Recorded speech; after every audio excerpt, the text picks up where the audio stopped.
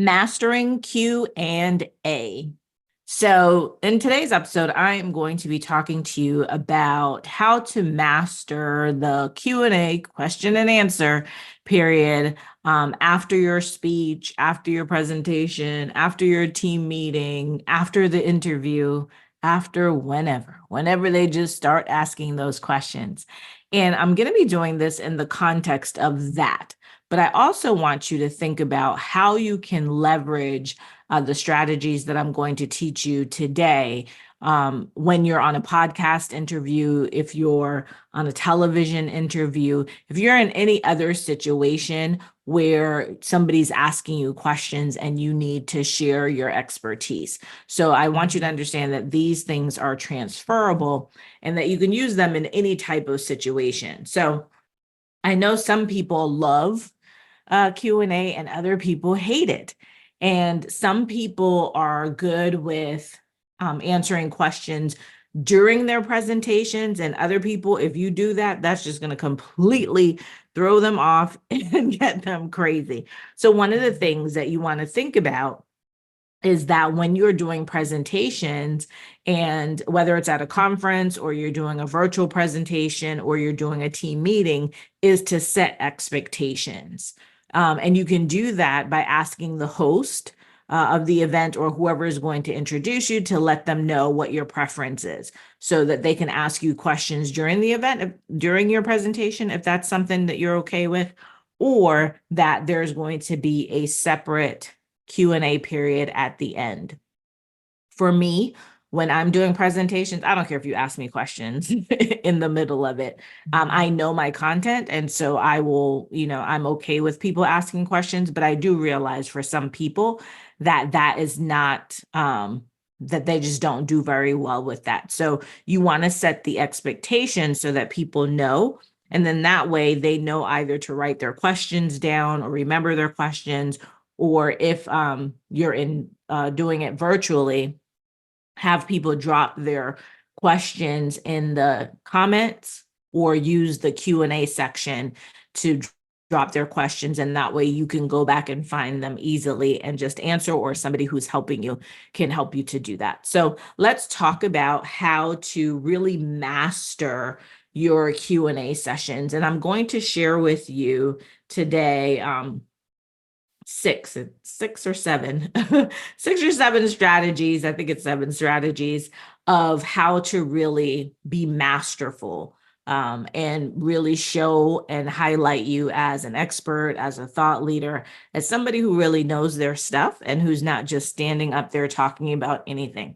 Now, one of the things I talk to my clients about, and if I'm working with leaders or if I'm working with professional speakers, is that when you are talking about a topic, when you say that you're going to get on stage in front of people and you're going to speak about a topic, you really want to be speaking about topics that you know deep, not wide, right? So a lot of people like to talk about a lot of things, and they think that that makes them an expert because, oh, I could talk about anything. What do you need me to talk about? The problem is that when you get to Q&A and people start asking you questions, you can't answer them because you know it wide, not deep.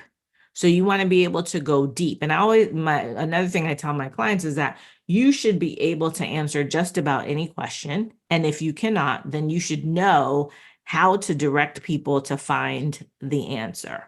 So again, this is no matter where you are, whether you're on stage or you're on podcast interview, you're in a meeting, whatever it is. If you say that this is your area of expertise and that people should give you their time to listen, right? Then you should know what you're talking about. So let's dive into it. Let's talk about some of the ways that you can master your Q&A. It should be no surprise that the first one is preparation. We need to be prepared. Preparation is key. And what you want to do is always anticipate potential questions. So you want to think about the audience, their background, their potential concerns, the content of your speech, your expertise. Really think about what are the questions that could be raised by the presentation that you're giving? Or what are the questions that you know people may have after you finish speaking because of just the content itself? And maybe it's something that you don't have time to, or is not one of the talking points in your presentation, but you realize that this is something that people are going to be interested in. You really want to anticipate those types of questions. And before your presentation, you want to take time to prepare answers for those questions. Now, I don't want you to memorize your answer because you don't want to sound like a robot. You want to be able to answer in the moment, but you need to be able to, you need to have some answers prepared in your mind. You need to have a way that if this particular question comes up, this is the type of response that I'm going to give. Think about some of the content areas. Maybe it's a resource that well, people are going to ask about this. Well, how do I learn about this? Or where can I find more information on this? If you know those are the types of questions that could be asked during or after your presentation, you want to have that at the ready, right? You want to have a link, you want to have a resource somewhere for them to go, because you don't want to be caught off guard, right? If you're prepared and you're answering questions left and right, whatever question they're asking, that's going to boost your confidence, and it's also going to boost your credibility. So you want to make sure that you don't get there and people are asking you questions and you're like, I don't really know the answer to that, because you haven't taken the time to prepare or you don't know the subject, right? So be prepared to answer questions that and that the audience may be interested in, again, based on who they are, their background, their concerns, or the content of your speech. So number one, preparation is key. Number two, you want to listen fully before responding. Yep, you got to listen. I know we like double dutching in conversations, right? Somebody's speaking and you're just in, like, when's my turn? When's my turn? When's my turn to speak? But when people are asking you questions, you need to listen. It's just like having a conversation. So first step is to listen carefully, but not just to the words that they're saying, but to the underlying concerns or interests that are being raised by the question that they're asking. Sometimes people say things and either they don't know how to formulate the question, or they don't really want to tell you the real reason behind why they're asking the question. And so it's your job to really listen and ferret out those underlying concerns or interests, so that when you go to answer, you can include that, right? And use that context to really formulate your answer. And one of the other things you want to do is, while you're listening carefully, is to resist the urge to formulate your answer while the person is still talking. That goes back to my double dutching, right? We're trying to get there. We're trying to get to the end. So we are just, hurry up, or you're anticipating, because the question may start one way and end a totally different way. And if you're not listening to the rest of it, what you're going to end up doing is answering based on the first part, and that's really not the question that they were asking you. And all that's going to do is damage the connection to not only the person asking the question, but to the audience, because they're going to realize that you weren't listening to them, right? So actively listen. And one of the ways to actively listen is to maintain eye contact, right? And to really take in what they're saying, because the respect for the questioner, right, can make your response more targeted and more effective. And if necessary, when the person is done asking their question, just repeat the question back in their own words to avoid any misunderstanding. And that will also give you an extra moment to think, right? Sometimes people ask a question and in your mind, you're just like, oh crap, I don't really know the answer. But if you just take the time to really listen and then repeat the question back, because as you repeat it, your brain is helping you to formulate, pull on all of your experience to answer. And then it also gives you that extra moment to just think about it. Okay. So 1, preparation is key. 2, listen fully before responding. 3, let's talk about clarifying unclear questions so that we can avoid confusion. Sometimes as speakers, we get in our own head and we're, ego driven, and we want to believe that we know everything. and we want the people who are listening to us to believe that we know everything. So if they ask you a question, you're thinking to yourself, I don't dare ask them to clarify this question, because if I do, they're going to think that I don't know what I'm talking about, or, I'm less than an expert, or, well, you're supposed to be the leader. So why do I need to ask? Why do you need to have me rephrase the question? Well, here's the thing. Sometimes people ask questions that are vague. They may ask questions that are overly complex. They may ask 10 questions in one.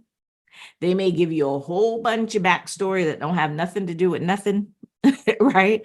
And so by the time they stop, you're just like, whoa, what are you really asking me? So when you're faced with those types of questions, it's perfectly acceptable to ask the questioner to clarify the question. And actually, somebody who is a great communicator, somebody who communicates with influence, would do just that. They know better than to just answer a question that they don't really understand. So one of the things that you could say is, could you elaborate a bit more on what you mean by such and such? Or, I want to make sure I understand your question correctly. Are you asking about this?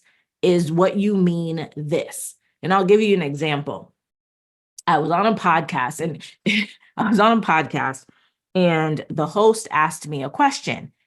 And as I'm listening to him and I'm getting ready to answer the question, I realize, going back to listening carefully, there is some context and there's some concerns and interest in that question that I want to make sure that I clarify so that I can answer the question that he's really asking, as opposed to the question I think he's asking. And so he asked me the question, and I said, before I answer that, I want to make sure that I'm answering the question that you asked. Here's what I hear. Let me know if that's a question you want me to answer. And he was so happy that I asked him that, and he did clarify the question, and then I gave him my answer. Doing that created a level of trust between us. And that question in that podcast really turned out to be something. And for him, because I then answered the question that he really had, it actually shifted his perspective about something, because in answering his question, I also asked him a question that made him think. So as you're asking these questions, remember, Q&A, it sounds like a transactional thing, but Q&A is really a conversation, right? And when you're engaging in a conversation, you're listening, right? You're responding, you're clarifying, you're making sure that we're both on the same page about, what this conversation is about. So don't be afraid to ask the questions, because it'll show that you're being attentive and that you're committing to providing a thoughtful answer. And it'll also help you avoid the pitfall of answering the wrong question, because that could just lead to further confusion and diminishing your credibility. And you don't want that, because if the Q&A is at the end, this is the last impression that they have of you. And so you don't want that to happen. So clarifying not only helps you respond appropriately, but also demonstrates your respect for the questioner's need for information. Okay. So don't be afraid to clarify. Number 4, let's talk about keeping your answers concise and focused. When responding to questions, you want to strive to be as precise and on point as possible. So let me also say, when we're talking about keeping your answers concise and focused, one of the ways that you can do this is also to ensure that people keep their questions concise and focused. We've all been in situations where it's time for Q&A and people want to tell you the entire backstory and beat around the mulberry bush. And then all of a sudden they get to the question and everybody's like, oh my gosh, are you ever going to get to the question? Right? And by the time they get there, you don't even remember what it is that they're asking you. So before you even start your Q&A, one of the things that you can do is create the structure and tell people, can you please just tell me when you start, just tell me the question that you have. So my question is, right? That's an easy way to get people to do that. Say, my question is, and then let them know if you need additional context, you'll ask them, right? You'll ask them for that additional information. Same thing with you. You need to keep your answer on point, not give all of the backstory, but really answer their question. And then if you need to give more, you can do that.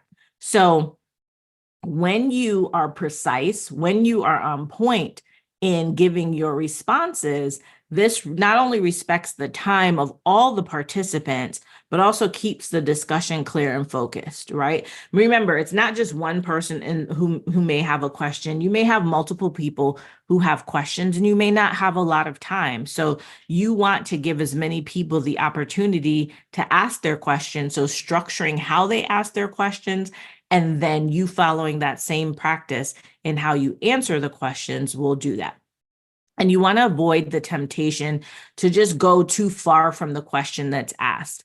We sometimes, and I do this, my brain likes to go on tangents, right? But what happens is when we go on a tangent, we lose interest. We lose people's interest. We frustrate people. We dilute the main points that we're trying to make. We dilute our credibility and our message. So we want to make sure that we stay on point, right? And so one way also to keep your answers on point, to keep your answers concise, is to practice summarizing your response in a single sentence without any elaboration, right? So for example, what does that look like? Say somebody asks you, if you're in a team meeting or you're in a company meeting, and someone asks you about the impacts of a new policy. Well, one way that you can answer that and be concise is to start with a summary of the response, right? So that could be the new policy aims to increase efficiency by 20%. So somebody says to you, so what's the purpose? Like, why do we have to have this new policy? Now, when somebody asks a question like that, especially if you're the person who implemented the policy or designed the policy, you may get a little defensive, like, oh, you want me to justify my policy, right? And so your initial reaction might be that you want to now justify the whole policy or validate that the policy, is appropriate. But really what they're asking is why, right? And so what is the purpose of this? And so you just answer, the new policy aims to increase efficiency by 20%.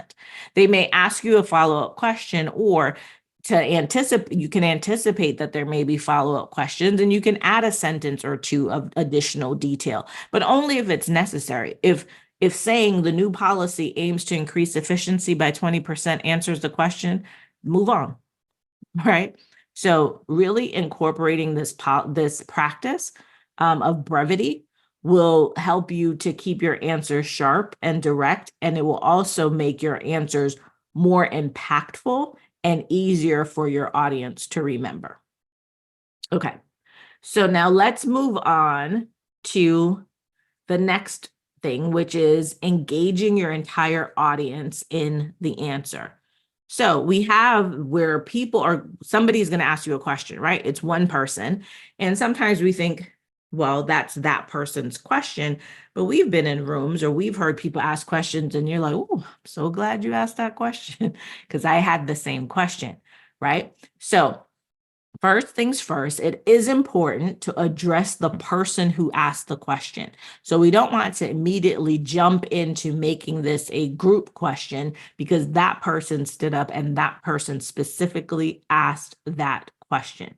So You want to address the person who asked the question, but also consider the interest of the entire audience in the response. If it's just a personal question, you can tell that it only has to do with them specifically.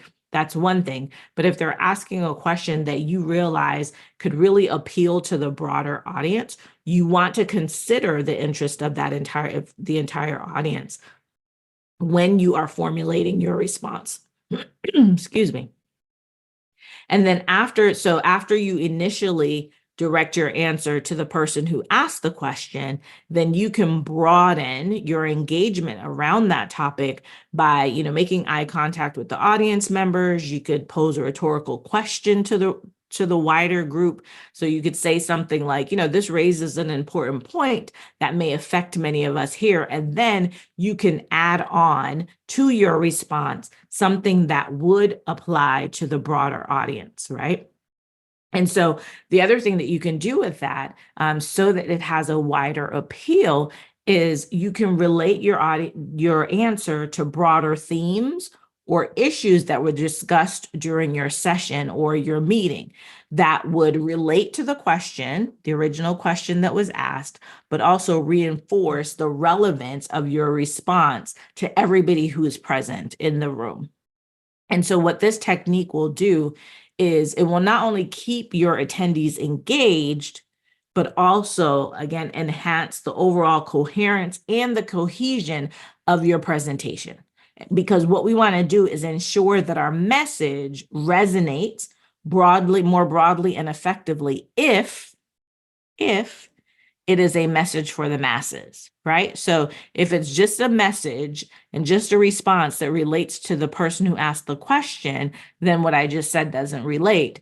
But if you realize that, yes, you want to answer their question, but you realize that it has a broader appeal, you want to implement some of these techniques to make sure that the other people in the audience who are like, "Ooh, I'm so glad they asked that question," also get the question answered to their satisfaction. Okay, so we've been through. Let's go back just a little bit so we make sure where we are. So we've done preparation is key, right? So that was the first thing we talked about. We talked about, secondly, listening before fully responding. Then we talked about clarifying, right? So asking to clarify the question so that you can avoid confusion. We talked about keeping your answers concise and focused.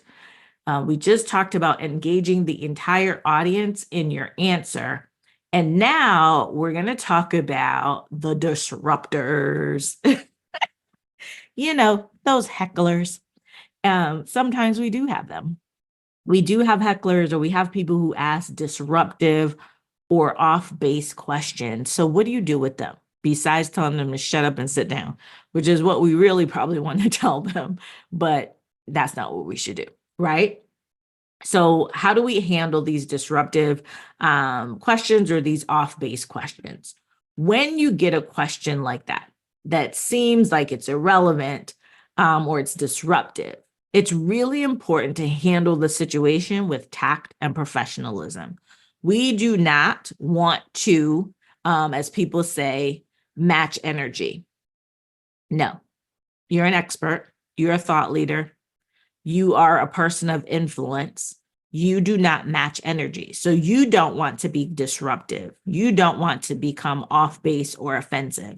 So the first thing I want you to do is to acknowledge the question briefly so that you can show respect for the person. Even though, they may be trying to be funny or disruptive, and and you get the vibe from them, you still want to acknowledge, right, that they asked a question and show respect, because again, we don't match energy. And remember, everybody's watching, right? Everybody's heard the question and everybody is waiting with bated breath to see how you are going to respond. So first, acknowledge the question.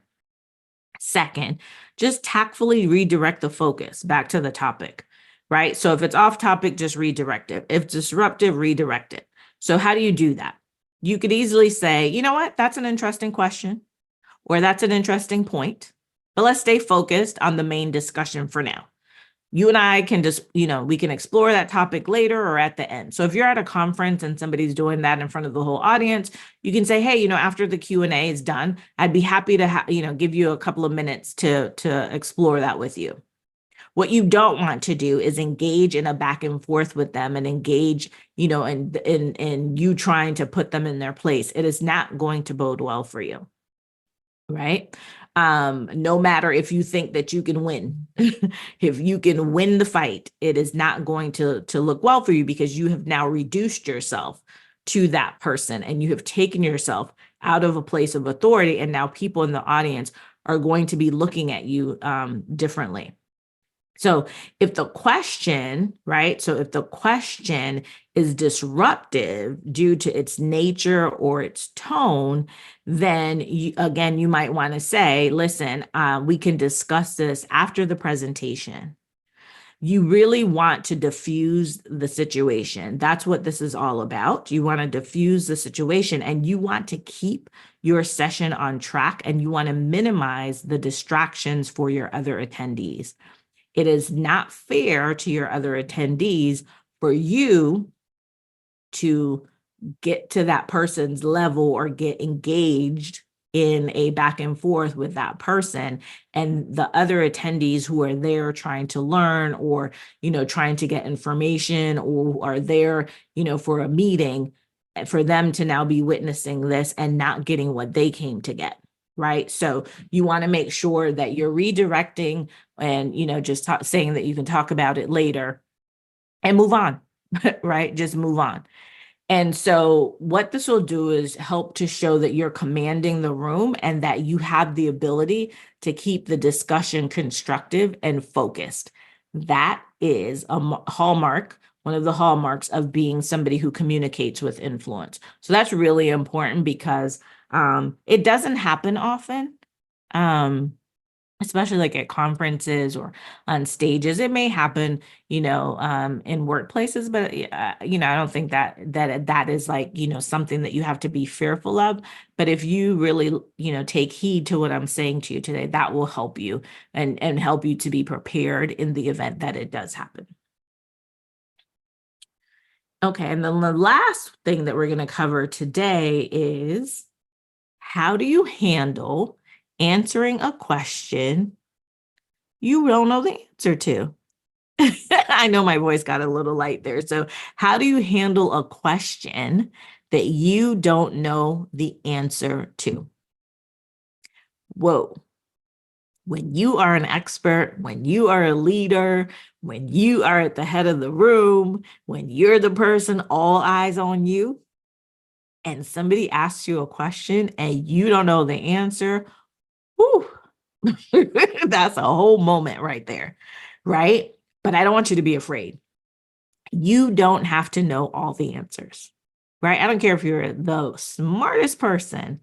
You do not know all the answers, and that is okay, right? It is perfectly okay to not have the answer on the spot. What is not okay is to not have a way to get them the information, right? So whether it's from you, it's from a resource, a book, a video, another person, whatever it is, you should know. Remember going back to where I started when I said you need to know your content deep, not just wide. If you know your content deep, you'll know that there are things that somebody may ask you that you just don't know, right? There's things related to influential communication that I wouldn't know. It's just not my expertise, right? But I know where you can go find it, or I can send you somewhere, right? And I need to at least have that, right, in my toolbox. So if you don't know the answer to a question, don't fudge. Don't pretend that you do. Don't make up anything. Here's why. Because if you don't know the answer, there might be somebody in the audience who does. And so if you're up there faking it, and there is somebody in the audience who actually knows the answer to that question, oh, believe me, they're going to let you know it, or they're going to let the person who asked the question and the people around them in their vicinity where they're sitting know that you don't know what you're talking about.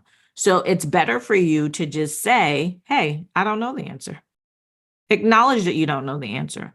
You can say, that's a great question. I don't know the answer right now. I don't have the specific details. However, I'll look into it and get back to you, or I know where you can find the answer, or here's a resource for you to get you the answer, right? And if you tell them that you're going to look into it and get back to them after the session, you need to do that. So now we like to do that in, at conferences and stuff, because we think we're being helpful, and then we don't even follow up. We don't have their email. We don't have any way to follow up with them. So if you're at a conference, the better thing I would say at a conference, like when you're in a big room of people, you're at an event, you're on a virtual event where you really don't know the people, is to have a resource ready for them, right?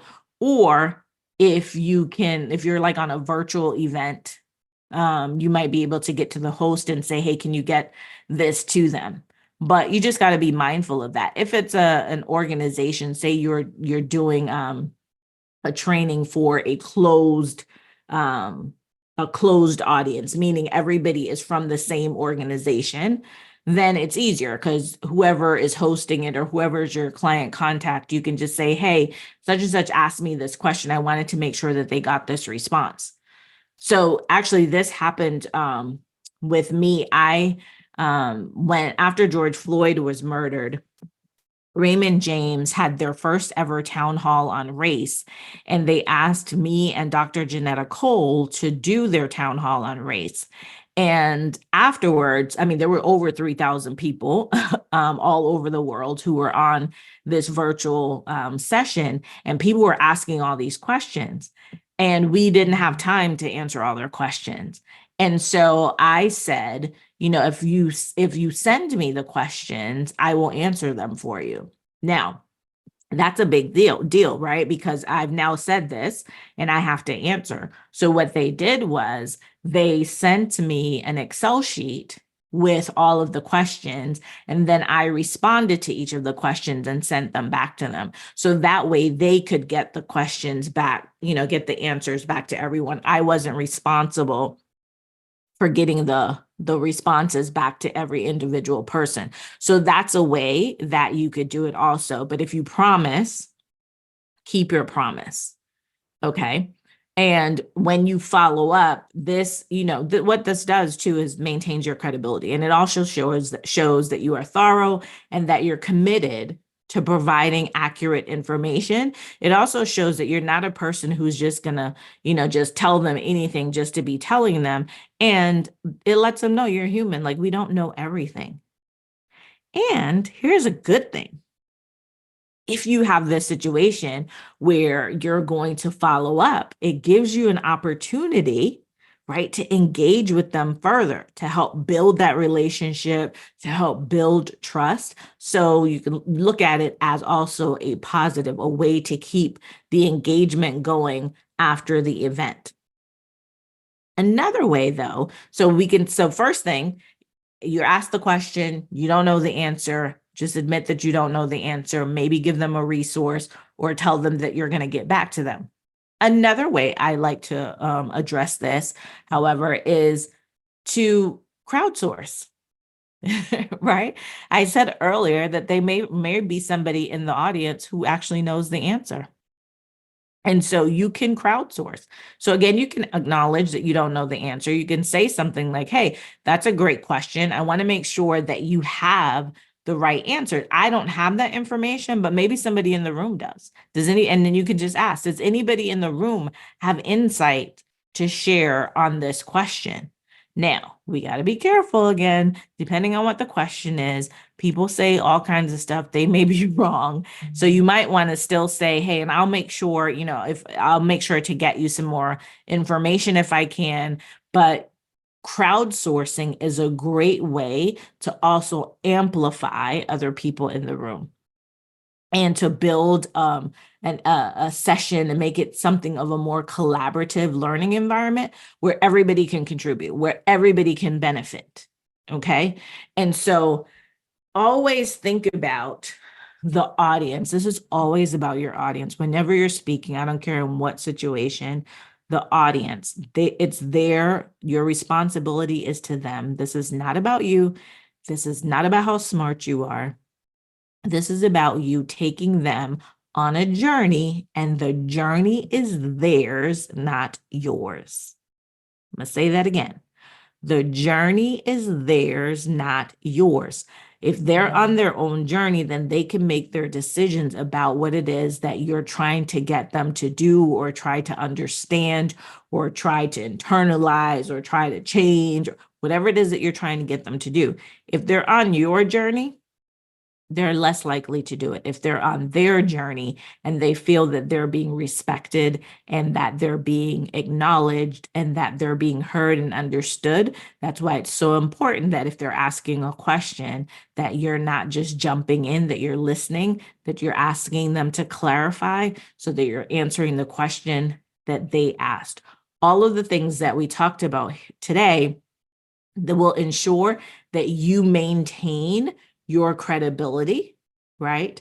And it will maintain your role as the leader, as somebody who is to be trusted, as somebody who cares about the people that they're speaking to.